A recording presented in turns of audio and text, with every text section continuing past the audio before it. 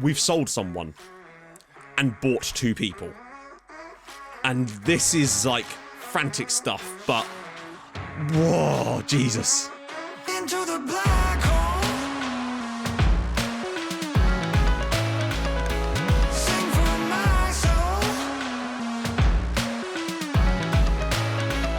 Hi guys, and welcome back to another episode of Sunshine on Leyth. If you're still enjoying the save, drop a like on the video. That would be superb. So today, we're going to do a couple of big boy games, because why the hell not? I'm in a great mood today. Let's get cracking with this. We're going to do away at Reading, and then at home, I think it is to Brentford, who are both right up there. Big tests, because we came through the test against Luton in flying colours, thanks to the new star of the show, Win Billington, who has just literally come out of nowhere. I don't think I've ever had a player come more out of nowhere than this guy. I'm like, yeah, okay. I was even on the fence about signing him at the end of last season. I even showed you guys in the analysis video, and in the time I was like, yeah, he's decent, but he's no Neil Cross.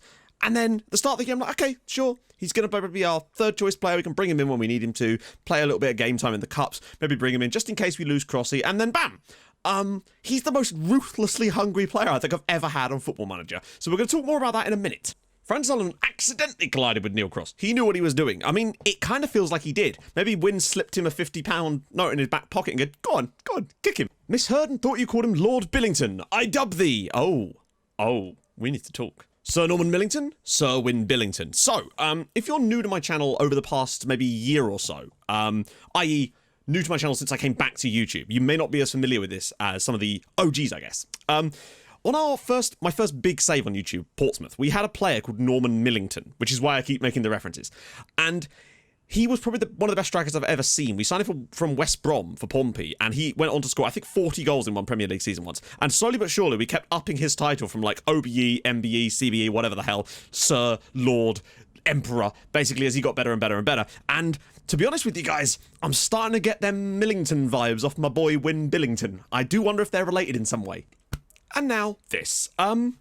This is a comparison between Billington and Cross with the advanced forward filters set on.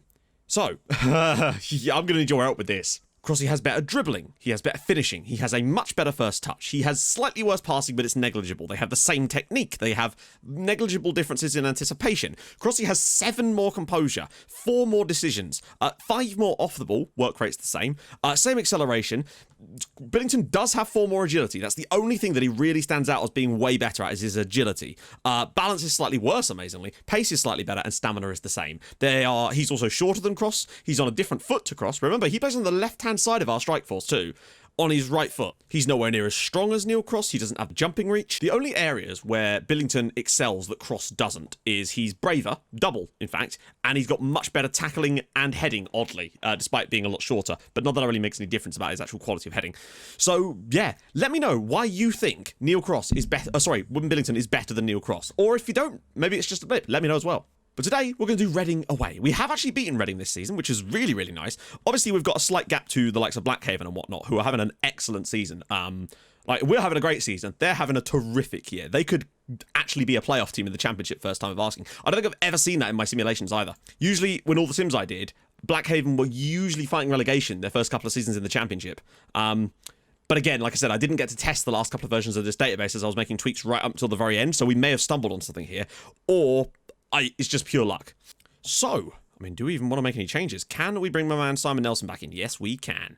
Billington's obviously going to start up top. I can't not start him. This is a toughie. Away at the Medeski, but you never know. We're 9th in the form tape, which isn't even that good, actually. The thing about Billington, for me, is, and we pointed this out a lot against Luton, and I might just be imagining this because I'm looking for it, but he seems to make very, very intelligent runs. He's great at pulling himself back into space, and oh my goodness, and Griggs almost concedes a goal in the first 20 seconds. We have started very poorly indeed so far. Sullivan, Butch McNaught, back for Franz.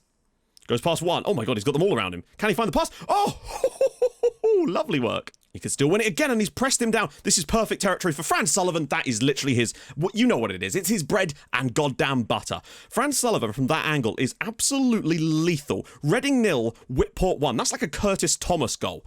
Sorensen just holds onto the ball for way too long. Nanny then does the same thing. Fran Sullivan dispossesses it, but when he gets the ball in this exact spot, you think this is a guaranteed goal, and he's done it again. 8th goal of the year for Fran Sullivan. We lead at the Medeski, and this is getting interesting now. I mean, it's all very well us beating Luton, but that was at home. This is away at Reading, and they're a decent side. That's really good work from Greening again. We've not got a lot of possession today. Garnier, great tackle from McCoy. I feel like Max McCoy has been part of the reason we've started doing well as well. I just see him doing so many good things. He's always putting tackles in. We just seem to be better and concede less goals when McCoy's in the team versus Ben Firma, though I'd want to check that. Greening again. Oh, he is looking dangerous. Sullivan again. It's a big tackle on Sullivan. He might keep it in. No, it's a corner. I'm sorry. He just got sent off. And now we're 2-0 up. What the hell just happened? Sorry, I was just taking a sip of my drink because I thought he just tackled that ball out for a corner. And now we're 2-0 up and ready to get down to 10 men. What the hell? That looked like a perfectly normal tackle to me. I guess we'll just have to accept that. That was a confused sip there as Josh Parry heads Whitport 2 goals to the good at the Medeski. Another assist for Franz. Another factor, actually, could be the fact that, obviously with the way I've structured Blackhaven's money, it could be that they're just getting it at the right time this time, the right amount at the right time, and they're actually spending it correctly, because they've actually made some really solid transfers lately. Neil Tank is an inspired choice, and they already had some good players there. He started that trio of games and didn't score a single goal in them, and they weren't super difficult games either. Then Cross comes straight in and scores a hat-trick against one of the best teams in the league. 5-0 to Forest. What is going on for Brentford? We've got to play them, well, not next, but in the next live com. Roberts. Lasker again. Okay. Yeah, I feel like that was kind of coming. Reading keep playing that move, but eventually one of the long shots was just going to go through everybody, wasn't it? That's annoying. There's a lot of people in the way here, but it's just gone straight through them all. It's a great strike, to be fair. They seem to have got better, if anything, since they went down to 10 men, as is the way. The only thing they're really lacking since then is possession. Great tackle from Max McCoy again. And another great tackle from Max McCoy. What a man. Sullivan's in. Go on, Franz. This is your chance. Oh, no. He's missed one of them. Wow. Reading 1. Whitport Athletic 2. Big win at the Medeski there for the lads. That's a huge result for us. Man of the match goes to the Reading player because the long shot. Oh, no, it doesn't. Franz Sullivan with an 8.1. Goal and an assist for Franz. He's having a fantastic season in the Championship. Really, really pleased for him. We go 7th. Move above both Reading and Stoke. Blackhaven win again as well. Right, we're going to come back for Brentford, who've just been smashed. So you never know. I think we do know, but nevertheless, we'll give it our best shot.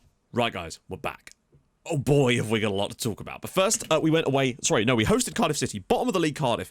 Didn't play all that well, to be honest. But what happened? Birchwick not ball in, win Billington with the header, 1-0 Whitport, good win against the bottom club. Next, though, we went to Derby in the FA Cup, and this is one of the strangest games of all time for me. Dale Connor gave us the lead early doors. We then added a second one with Neil Cross getting in behind and finishing really, really comfortably into the bottom corner to make it 2-0 at Pride Park, which was spectacular. But then, on 60 minutes, Derby managed to grab themselves a goal back into the game. It's a really, really nice finish as well. Just dripped through and absolutely thundered home by McBurney. But then Jamal Lascelles was sent off for a professional foul.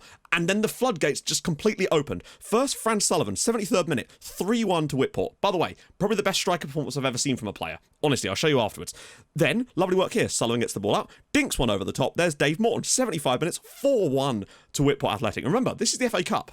And Derby are no slouches, and then it just got worse and worse. Morton with the ball around the side. Neil Cross in the 83rd minute, dinks one to the back post. There is Franz Sullivan again, drops over the line for 5-1 Whitport. And it didn't stop there.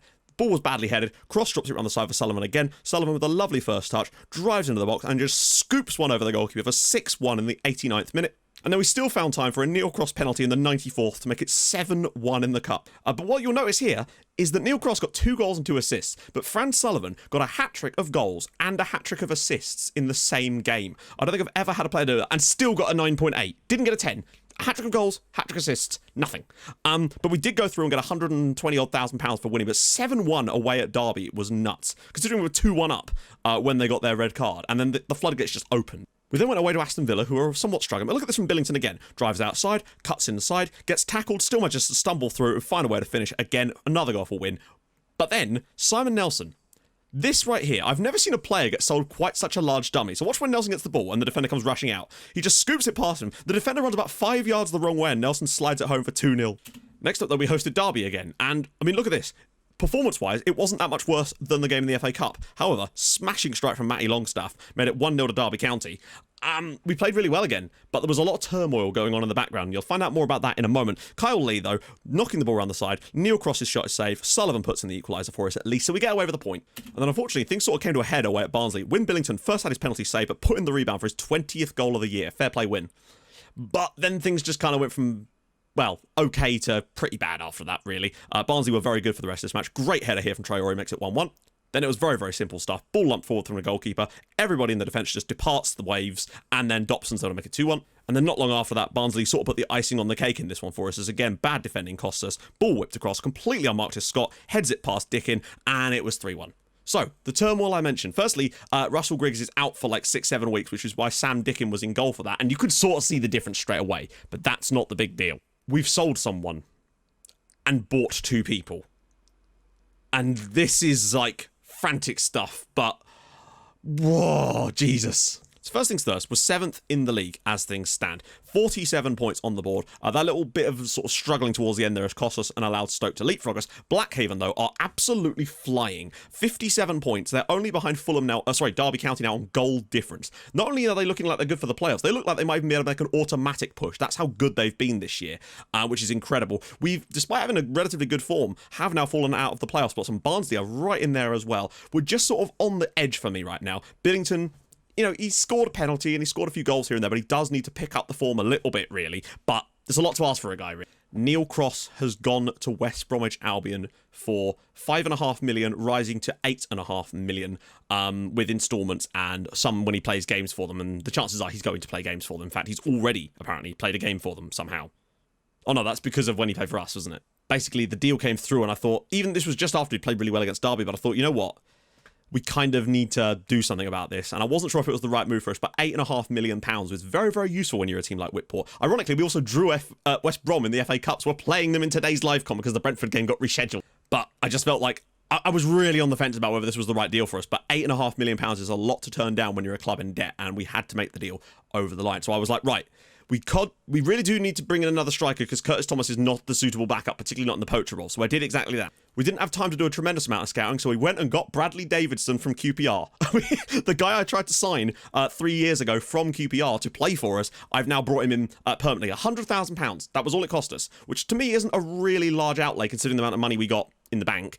So £100,000 for Bradley Davidson. He's got good finishing, good anticipation, good composure, good off the ball, good decisions. Basically good lots of things. He's not the quickest, but he's still got 14 pace. That's right, Regan Booty is a Whitport player. 30-year-old Regan Booty has joined Whitport on a permanent deal. He was offered out for loan, but then I noticed that they only wanted 160k for him, and I thought, you know what? Yes, I think I will. We can't really not have Regan Booty. We've had him at Stockport, we had him at Notts County, and now he has been to Whitport Athletic. 30-year-old Regan Booty, and he's a defensive midfielder. He can play all over the shop. I think it'd be a useful backup, if nothing else. Only £1,500 a week. I was all right with that. Regan Booty, welcome to the club. It makes me feel so good. I don't even care that he's not fantastic, but, you know, come on, for the memes. So, wouldn't it be just damn hilarious, though, if he actually ended up knocking us out? So Ben Furman can't play, Aline's out, Griggs is out. We'll see. Let's see what kind of system we're looking at here. So we're looking at a Davidson-Sullivan top line, which is totally to be expected. A Booty-Lewis one. You know what? Let's give him a try out in the FA Cup. I think it's because we've had a lot of fixtures lately. We're sort of struggling in that area. Let me just turn this off. Connor and Parry. Who have we actually got available? I think I'll bring Max McCoy in. Yeah, Idris is knackered. We've got a bid on the table for Kai Knight of £900,000, but I'm not accepting it. He's so useful for us. So yeah, I think that'll be the bench. Thornley, Catley, don't need 2 right back. Yeah, we'll go with Thornley, Richardson, Morton, Lee, Johnson, and Thomas. The team, Davidson, Sullivan, Nelson, McNaught, Booty, oh, mate, McCoy, Chan, Parry, Connor, Nevitt, and Dickin, of course, until we get some more players back. Win Billington also has a slight knot. Now, obviously, time will tell whether it was the right choice to sell Neil Cross. Maybe it was just that Win Billington was just a flash in the pan and Crossy was the true man for us all along. But there's a lot of factors that go into that, and I think long-term it might be the best thing for the club. But we will have to see. They are a Premier League side, of course. Notice how Neil Cross, not in their team today, doesn't get a start for them in the FA Cup against his former club. Is he on the bench? He is on the bench. I swear to God, if Neil Cross comes off the bench and scores from them, that would be kind of gut-wrenching, to be honest. Honestly, I just couldn't resist the opportunity to bring in Regan Booty when it came up. I can't even remember who was going to try and loan him, but when I saw that they only wanted 160, I thought, oh, hello, Bradley Davidson. Can he find a bit of space for the shot? No, he can't, but he's not as quick in terms of the acceleration, but he still has 14 pace, which isn't super slow, and he's got that 6'3" additional height that we might find quite useful up front, even in this role. Davidson brings it down, and he gets the shot away at Raya. And he may not be what we need, but he's at least going to see us over until the end of the season, and that's kind of the best way to look at it. We've got extra transfer funds right now. Obviously, the board didn't give us that much of it because they're in debt, and Man United got some of the transfer fee too. And bear in mind as well, I should point this out, the deal also includes a 50% of next sale fee. Oh God, great save from Dickin. So we'll actually get 50% of any next transfer from West Brom as well. So if he does go to be on an amazing player. Say they sell him for 10 million. That's another 5 million in the bank for us. So it could end up actually earning us even more money. Or we could buy the claws off them. Or they could buy the claws off of us later. Dickin, good save again. In before we buy him back a year later on promotion or something. That would be hilarious. And they're getting behind us way too easily today. And now they have scored. Piotr Metajewski makes it 1-0 to West Brom. Yeah, we dropped. For once, they're actually getting in behind our backline, which is, okay, it happens sometimes. But also, again, without Russell Griggs, we're just lacking a little bit of extra quality in goal. Although what I would say is Dickin's done okay today, but he was never going to get to that. 1-0 West Brom, sad time. I'm actually going to move the defensive line back up again. Because it's just preventing us from doing anything going forward, it would seem, for the most part. We're just getting the ball too deep. Not the greatest debut from Bradley Davison, but again, he literally signed for us this morning and isn't match fit. So there is that. I think maybe when he gets up to speed a little bit, he'll certainly be able to be at least a factor for us at times. And we're playing against the Premier League side, and oh wow, nearly. They've been the better side on the night. They've created way more opportunities than us, and yeah, unfortunately us pushing back up has cost us a bit more space here. But again, great stop. Losing 1-0 here isn't the end of the world. It would be nice to get a replay and try to take him on at home, but it's just not looking likely, I don't think. The other thing about Bradley Davison is he's not expecting to play very often either, which means that he's not going to be so upset when he doesn't, when Ben Billington's fit. So he's actually a really solid backup for me. I'm happy to have him here for a few years as a backup, just because he does have good, solid attributes. We've certainly got no shortage of height in the team now. And Colin, oh, that's going to do it, I think. Unless you get it back to him again. Johnson. Sullivan's got it back. Blocked again, and Sullivan's got it back again. He's in there. Oh, the chance has gone, and there it is. West Brom 1, Whitport 0. Matajewski's goal early on has cost us the result there, but we gave it a good try. So there we go. Finances look somewhat better now. 3.6 million in the bank for us right now, which should be able to see us through maybe until the end of next season, even if we want to add much more money to it from that point, which is very, very useful indeed for us. So we have actually now not 1 in 3, so we are going to pick things back up, and it's not the worst possible place to do that is against Brentford. But we're at home at least, I suppose. So, next episode is going to be Brentford. Probably not Blackhaven in the next episode. That's a lot off camera. I've got 3 episodes to do today. But, hey, things have certainly been twisty-turny today. So if you've enjoyed this episode, and I hope you have, drop a like. That would be superb. If you're new to the channel, subscribe. That's awesome as well. I stream on Twitch Tuesdays, Thursdays, and usually Saturdays to see you there as well. And thank you so much for watching. Hold your gun. Capybara. Bye-bye.